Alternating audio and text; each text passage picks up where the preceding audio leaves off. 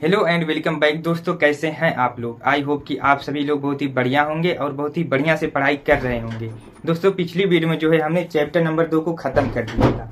किसको खत्म कर दिया था? चैप्टर नंबर 2 को। ठीक है, चैप्टर 2 को खत्म कर दिया था। ठीक है, और वह कौन सा चैप्टर था? पुष्पी पादपों में लैंगिक जनन। अगर आप उसको नहीं देखे हैं तो जाके सभी वीडियो को देख लीजिए, जिससे कि आपका चैप्टर नंबर 2 अच्छे से तैयार हो जाए।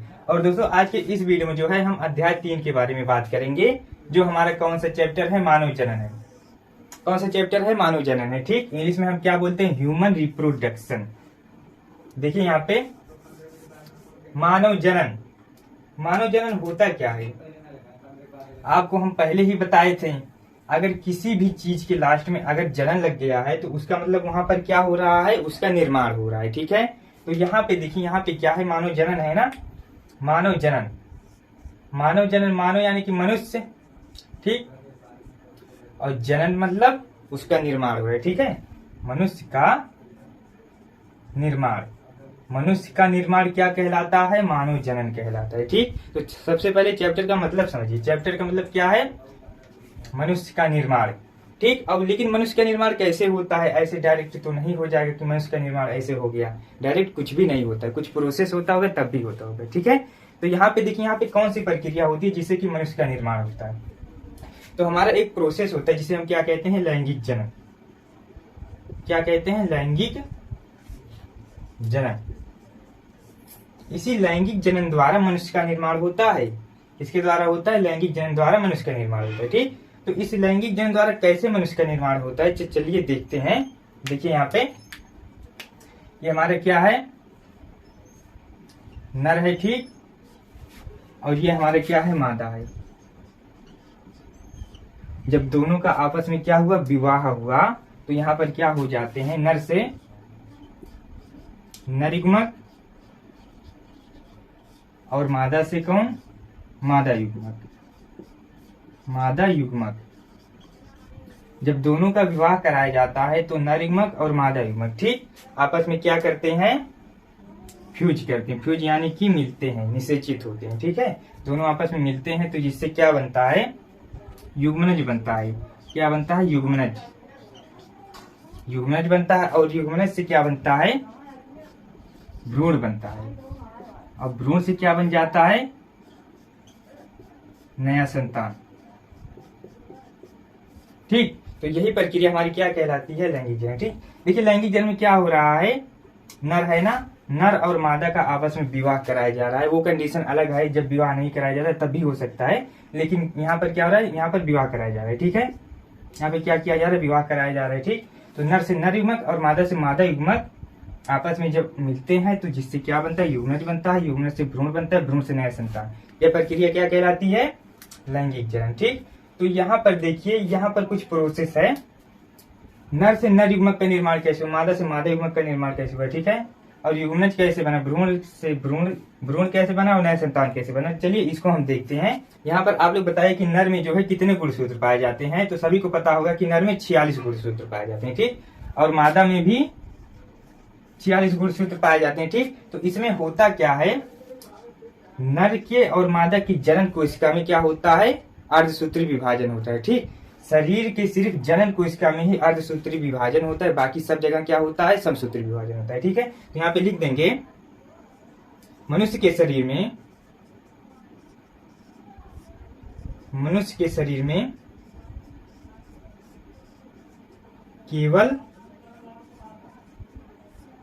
जनन कोशिका में ही, ठीक, मनुष्य के शरीर में केवल जनन कोशिका में ही, केवल जनन कोशिका में ही अर्धसूत्री विभाजन होता है। ठीक, अर्धसूत्री विभाजन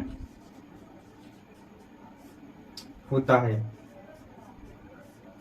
तो बाकी सब जगह कौन से विभाजन होते हैं? बाकी सब जगह कौन से विभाजन होते हैं? समसूत्री विभाजन होते हैं। ठीक है, तो यहाँ पर अर्धसूत्री विभाजन हो रहा है ना, तो देखिए यहाँ से क्या हो जाएंगे?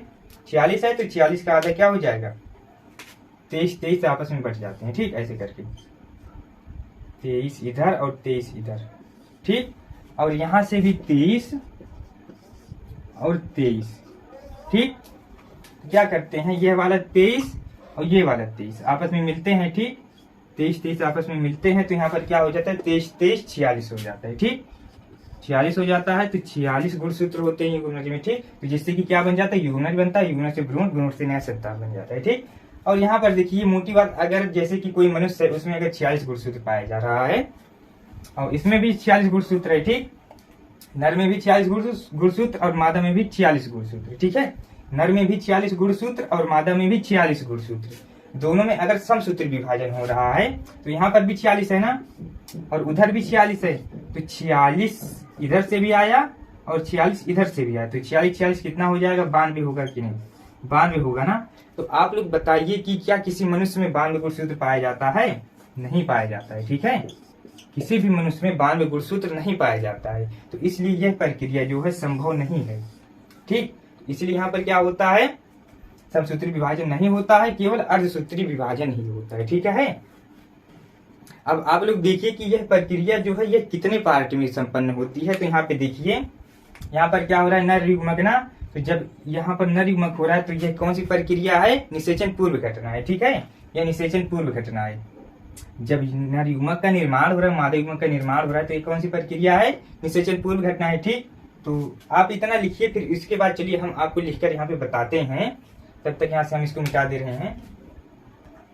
तो देखिए यहाँ पर क्या होता है, पहला हमारे क्या है, निषेचन पूर्व घटना। क्या है, निषेचन पूर्व घटना। तो चलिए यहाँ पे लिखते हैं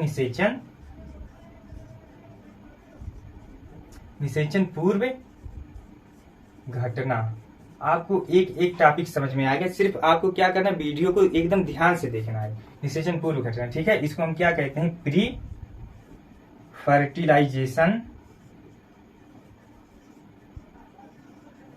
इवेंट, प्री फर्टिलाइजेशन इवेंट। और दूसरा हमारा क्या होता है, निषेचन सिर्फ होता है। दूसरा क्या होता है, दूसरा सिर्फ हमारा क्या होता है, निषेचन होता है, निषेचन। ठीक, निषेचन कब होता है, जब नर और मादा युग्मक मिल जाते हैं। ठीक है, तो इसको हम लिख देंगे फर्टिलाइजेशन।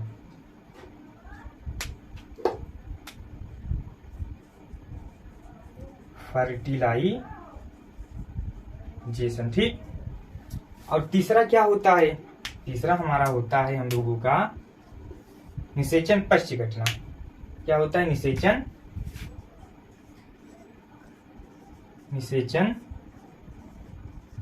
पश्च घटना। ठीक, post fertilization event, post fertilization event. क्या है, पोस्ट फर्टिलाइजेशन इवेंट है ना। तो देखिए यहाँ पे एकदम ध्यान से, पोस्ट फर्टिलाइजेशन इवेंट ये क्या है, निषेचन पूर्व घटना ना। निषेचन पूर्व घटना में क्या होता है, नर युग्मक का निर्माण होता है और मादा युग्मक का निर्माण होता है। ठीक, और निषेचन में क्या होता है, नर युग्मक और मादा युग्मक आपस में मिल जाते हैं। और निषेचन पश्च घटना में क्या होता है, युग्मज का निर्माण होता है, युग्मज से क्या बनता है, भ्रूण बनता है, भ्रूण से नया संतान बन जाता है। ठीक है, ये किसमें होता है, निषेचन पश्च घटना में। ठीक, तो चलिए हम लोग सबसे पहले देखते हैं निषेचन पूर्व घटना। निषेचन पूर्व घटना में होता क्या है, पहले क्या है, निषेचन पूर्व घटना ना। निषेचन पूर्व घटना आपका ये जो चैप्टर नंबर 3 है, मानव जनन, इस चैप्टर में हम जो है इन्हीं 3 के बारे में एकदम डिटेल में पढ़ेंगे। ठीक है, और देखिए ये क्या, निषेचन पूर्व घटना ना। निषेचन पूर्व घटना जो होता है इसमें हमारा युग्मक का निर्माण होता है। ठीक, क्या होता है निषेचन पूर्व घटना में, युग्मक निर्माण। निषेचन पूर्व घटना में क्या होता है, युग्मक का निर्माण होता है, यानी कि नर युग्मक भी बनते हैं और मादा युग्मक भी बनते हैं। किसमें बनते हैं, निषेचन पूर्व घटना में बनते हैं। और युग्मक स्थानांतरण भी यहीं पर होता है, युग्मक स्थानांतरण। ठीक,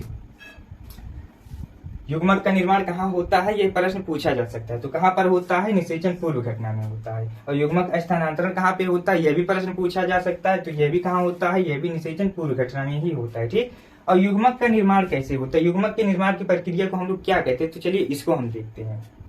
युग्मक का निर्माण क्या कहलाता है, युग्मक जनन कहलाता है। ठीक है, तो यहाँ पे अब हम आगे क्या देखेंगे, युग्मक जनन देखेंगे।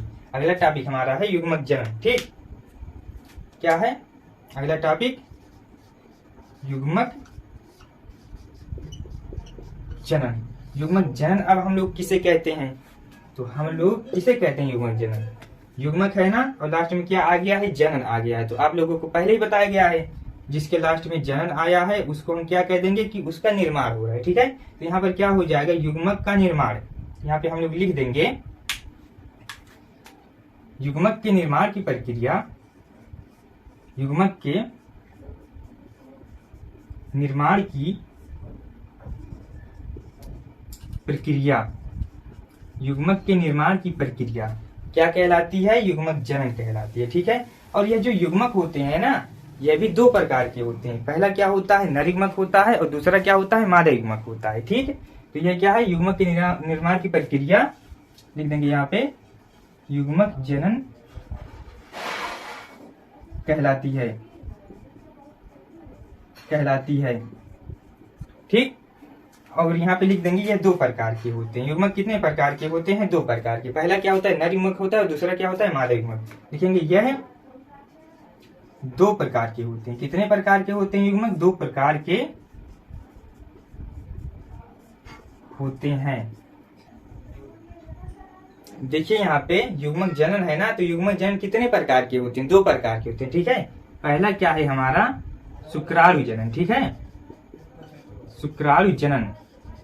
ठीक, और दूसरा हम लोगों का क्या है, अंडाणु जनन। ठीक, अंडाणु